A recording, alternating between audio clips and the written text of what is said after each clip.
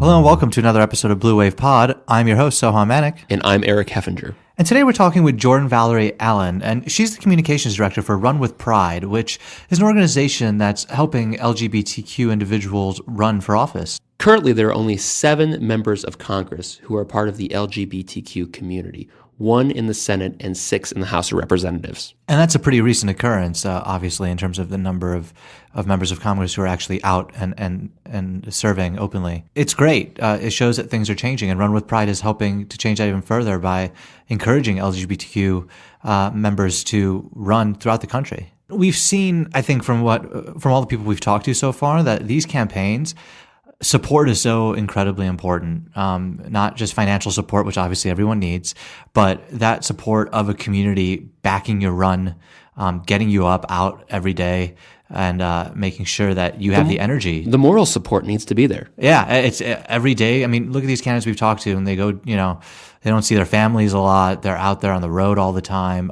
You need to know you're doing it for a reason, and people are backing you. And a lot of times, those members of the LGBTQ community, especially in certain communities, might not feel comfortable in terms of coming out there and being a leader that they know they can be and be a great representative. I have one complaint, and take this with a grain of salt coming from a straight white guy. LGBTQ is so darn hard to say. I stumble over it every single time. You've never supported the gay community.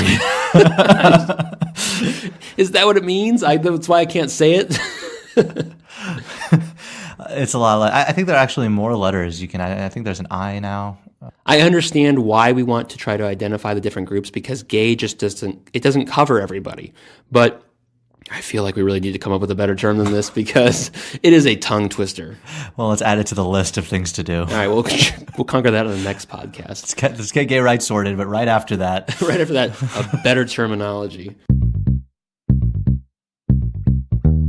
Hi, I'm Kelly. And I'm Sophie. We're two broads talking politics. We're working moms in the Midwest who love politics. We're progressive activists worried about the future of our country for our kids. On Two Broads Talking Politics, we talk to activists and authors and veterans and students and reporters and nonprofit directors and candidates. Lots of candidates. On Wednesdays, we do deep dives into issues like the opioid crisis or gun violence or reproductive justice or religion or the politics of a particular state. And on Fridays, I profile an individual or 3. So if you like talking politics or just want to be hopeful about the country again, check out Two Broads Talking Politics. We're at twobroadstalkingpolitics.com, or you can subscribe anywhere podcasts are found.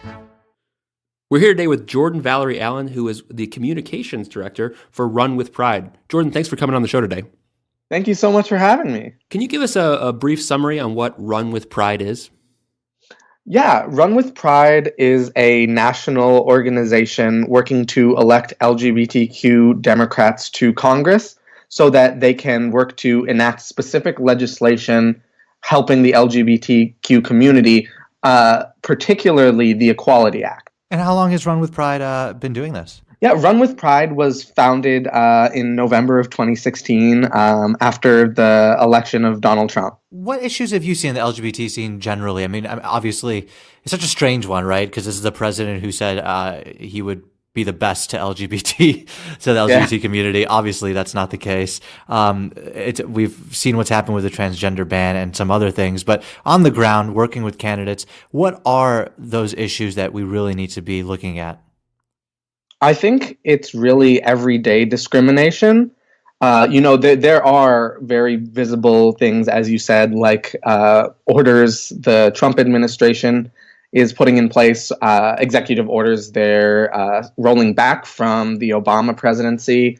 But it's really just the everyday parts of life. It's housing discrimination, it's healthcare discrimination, it's not being able to use the bathroom. A lot of it is actually not that there are specific measures in place explicitly banning transgender people or other members of the LGBT community from aspects of public life, but a lack of protections that allows all of these things, being able to be refused healthcare from a provider because of your sexual orientation or gender identity. The lack of protections is what enables all of this to happen.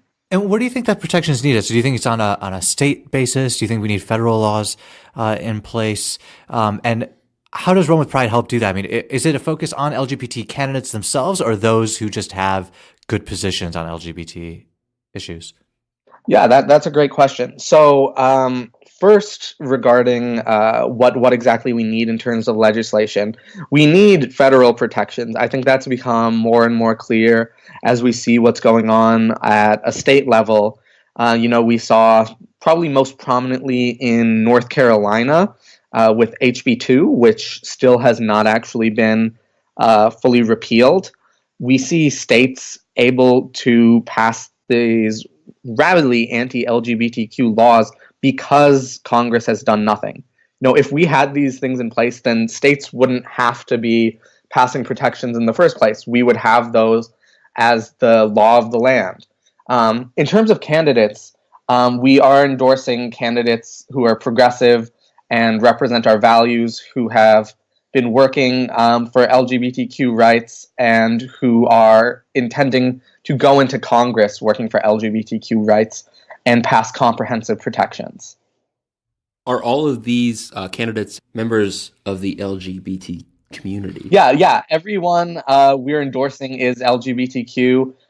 There are other LGBTQ PACs that do endorse people who identify as allies, but there's really nothing like having that lived experience and being a member of Congress. Being able to advocate for yourself. That is something that's really unique, and that's something that's unique for us to embrace. I'm curious what you're doing outside the political arena itself, because one of the things that I find the most fascinating by these types of movements where we really need to work to protect people is the power of the purse, right? The power of money. I mean, you mentioned North Carolina, and I remember so many boycotts after that, right? From people who were coming into the state, holding events in the state. And you even see that recently with something like Parkland. I mean, I don't know if you guys saw that Laura Ingraham tweet, and then it started a whole boycott of advertisers, right? And I think we see a lot of action on that. Are you guys working with that, mobilizing people, working with organizations that are trying to work down that path too? We are really focused on electoral politics, but something important that we do is really work with, the candidates on the ground and focus on getting local staffers so they can connect with the communities. So your PAC here, what does it do for them? Does it give them education? Does it give them money? What exactly are you supporting them with? Yeah. Well, of course, it's money, but we're a bit more focused than other PACs. It's not just, paying millions for consultants. We're actually putting people in the field. We're putting staffers in local communities to support the candidates and do the real grassroots work that we've been seeing do so well in local and congressional elections, like, say, in Pennsylvania and Alabama. Yeah, could you give us a couple examples of some candidates you're working for? I know we looked at your list, and it's on, how many? 22? I think it's 22, 22 right? that you've endorsed and are working with. But we'd love to hear about them a bit. What kind of candidates are out there running that you're supporting? Yeah, well, we have a really diverse candidates. They're activists, small business owners, nurses, teachers. For example, Gina Ortiz-Jones is running for Congress in Texas's 23rd. If elected, she would be the first openly lesbian congresswoman in Texas history. She's a former Air Force intelligence officer. She's a veteran. We have candidates like Pat Spearman, who's running in Nevada's 4th, former retired lieutenant colonel, and ordained minister. She's a member of the Nevada legislature, and she's done work to further marriage equality and reproductive freedom there. We have just candidates all over the country. It's a really diverse range. Something that's really important to us is not just focusing on the solidly blue cities where it's relatively easier for Democrats to win, for progressive to win. We want to support people all over the country, in Texas, in Kansas, in Arizona, in these rural areas where you might not necessarily think that all of these candidates are viable, to show that LGBTQ folks do have support in electoral politics, even if the Democratic Party as an institution might not be offering that support. Our goal here with our podcast is to try and find the best messaging possible to help flip these red districts blue, right? So that all of this is one giant blue wave. I'm curious on, as a group, if you have different messaging that you put out there for red areas versus blue areas, or what you try to do with your candidates to help push them in that direction. Mm-hmm. Well, yeah, I think something huge is focusing on local issues and what matters to individuals, because a big thing we hear, something that Gina Ortiz-Jones faced is in a primary debate, one of her fellow Democratic primary candidates said that her sexuality is an electoral liability. And this was in the Democratic primary, yes? Yeah. And this is actually something that you hear pretty often. You say you can't run people of color, you can't run LGBTQ people because their identity is just going to be too big of a problem. But we haven't really seen that, because ultimately we don't want to diminish the bigotry and the problems they face, but they are good candidates who are offering real change. They have a message that resonates with people. So focusing on those local issues and what matters to the people, that's really essential. So one topic we wanted to touch on, and actually Eric and I have had a pretty long discussion / argument about it as well. We noticed that you focus solely on Democratic candidates, right? LGBTQ Democratic candidates. Uh-huh. Is that a conscious decision? I mean, there are some out there who identify as Republicans and also LGBTQ. Would you support someone who's trying to change that party from within, or follow those principles? Or I guess, why is it solely a Democratic supporting organization? Yeah. So no, we are solely focused on Democrats right now. The Democratic Party has a lot of flaws and a lot of problems, but institutionally, we can say that there is an ability to push it left. We do have power within the party. The Republican Party, in my eyes, is institutionally unfixable, and I can say I'm not particularly interested in supporting Republicans. The thing is that in terms of LGBTQ candidates, it's not just about supporting the Equality Act. It's about a platform that supports the LGBTQ community as a whole, and that's comprehensive. It's healthcare, it's housing, it's infrastructure. Those things all matter. They might not be directly talking about the LGBTQ community in an infrastructure bill, but it's not like LGBTQ people are just solely interested in our own rights. Not to diminish that at all, but we need comprehensive progressive policies that are going to further us.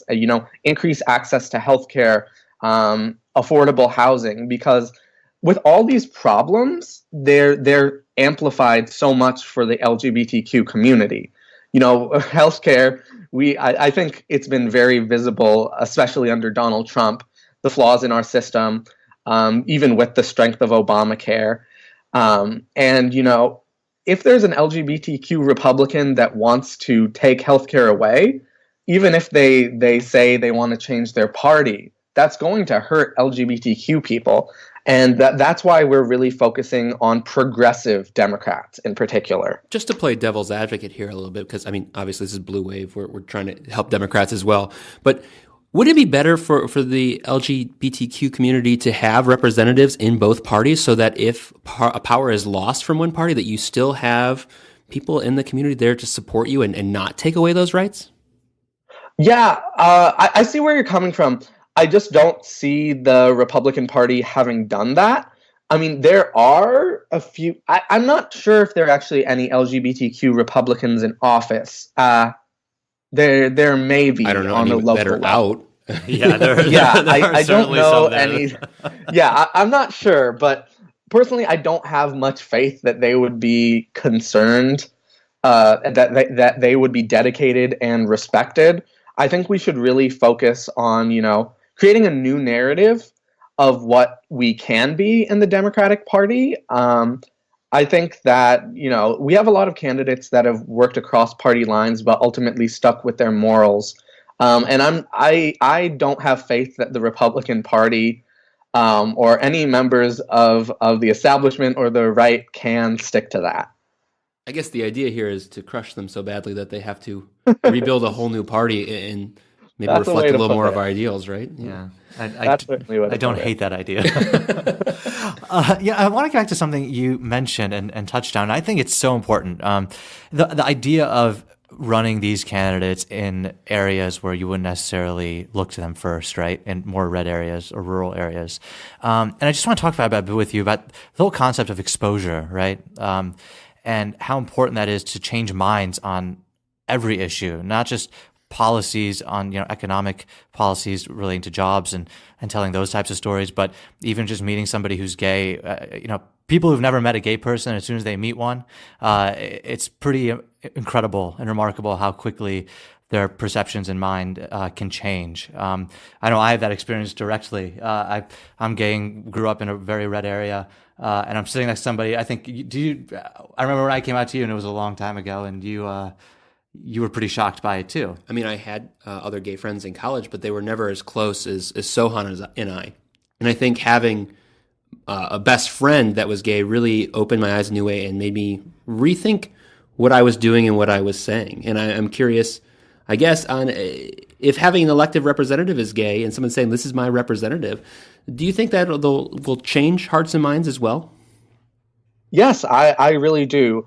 I think it just becomes more normal and shows that regardless of your sexual orientation or gender identity, you can represent all people and the LGBTQ community. And I think another really big part is for LGBTQ people to see themselves represented, especially LGBTQ youth. I don't think I knew what being gay was until I think 5th grade when a teacher of mine said, 6th grade, when a teacher of mine said it was something that went wrong in the womb. Oh, man. And it just would have made such a huge difference if I had seen LGBTQ people in Congress as leaders, been aware of that, and seen people advocating for me, rather than, just kind of learning based on whether people were using gay as a slur on the playground. And that's just so huge to see people in positions of power advocating for you and being proud of their identity. That is huge, and it really is life-changing, especially for LGBTQ youth.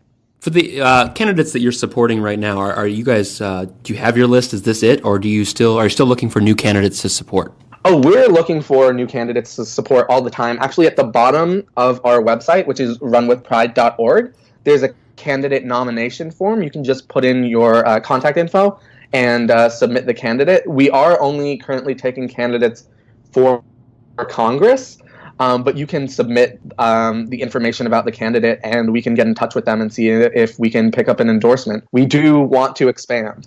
I'm curious about the long-term game here. I mean, we're talking 2018, you're doing some endorsements and help. What about 2020, 2022? Are you guys working to create, a farm team trying to identify potential people that could become great candidates in the future? Right now, we're focused on people who are running and supporting them. But I think that is really important. And what's really unique about us is that we're trying to create an institution for LGBTQ plus people to be supported. We're not just trying to latch endorsements onto people who have raised the most money possible and ignoring those smaller candidates, only targeting cities. We're really trying to show LGBTQ candidates that they have institutional support, that they have a resource to go to be supported across the country, regardless of their district.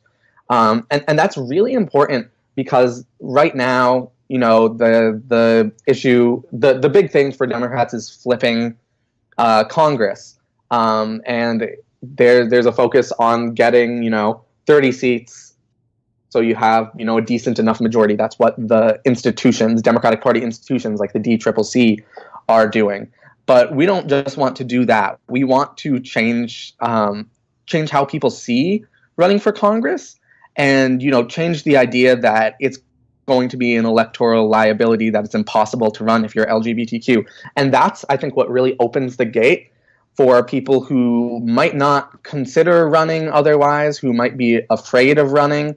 And so we are definitely open to expansion in the future, but I think by creating this sort of opening and new kind of support that's really brave, that will encourage more people to run and encourage participation in electoral politics for the LGBTQ community. And are you collaborating with the Democratic establishment at all, DCCC? Have you found support from them? Some of our candidates, like Gina Ortiz-Jones, have been supported by the DCCC. There are people in Congress who are supporting, like Senator Tammy Baldwin, who's running for re-election this year to the United States Senate in Wisconsin, but we're not directly linked to those Democratic Party institutions. I think this is a great idea, really, honestly. I think you have, for too long, people thinking I would be able to do this, but I'm black or I'm gay or I'm Hispanic or something, and I can't run because I'm not your white male, and people aren't going to vote for me. And I think it's awesome that this image is starting to change, hopefully, and hopefully it will continue. And I think you guys are doing some great work. Thank you. I appreciate that. Well, thank you so much for joining us today. And before we leave, I also want to say Jordan is a person of many talents. She also hosts the Millennial Podcast, which is excellent, and you should listen to that as well. Yes, thank you. Yeah, make sure to go to millennialpolitics.co for Millennial Politics and runwithpride.org for Run With Pride.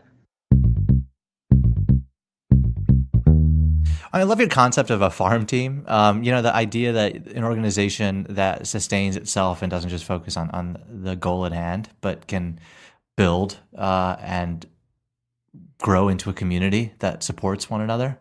The LGBT community kind of has that already in some ways. I mean, it's always been a close-knit community in of itself, but the fact that it's now building something even better, a political organization and supporting each other in that way is really encouraging. Yes, I really think Congress should represent the people of the United States as a whole. Obviously, you have a representative for you, but that doesn't mean that representative is from your background, your heritage, your sexuality. I mean, I think, you need to see somebody in power that resembles you in some way, whether that's ideology or physically. And there are two reasons for that, right? I mean, one, representation is always better when somebody wholly understands experiences that people go through because they are that type of person. But more importantly, and Jordan touched on this, it's that symbol to young people who are, a minority or gay or trans, that you can achieve those positions and take that leadership role. And it wasn't always like that, right? And I think the tide is turning finally for this. I mean, I would hope. I know that there's still terrible things being said online. There's trolls and whatnot. But I feel like when you have these groups and you have these candidates running, it's already starting to change that idea. They're starting to see that, yes, they're just members of our community and they're brilliant people as well. Thanks. That was not... No, I didn't mean so. He's not a brilliant person. This pod is my brainchild. It's all me. He's just here because he's devilishly good looking. Sorry.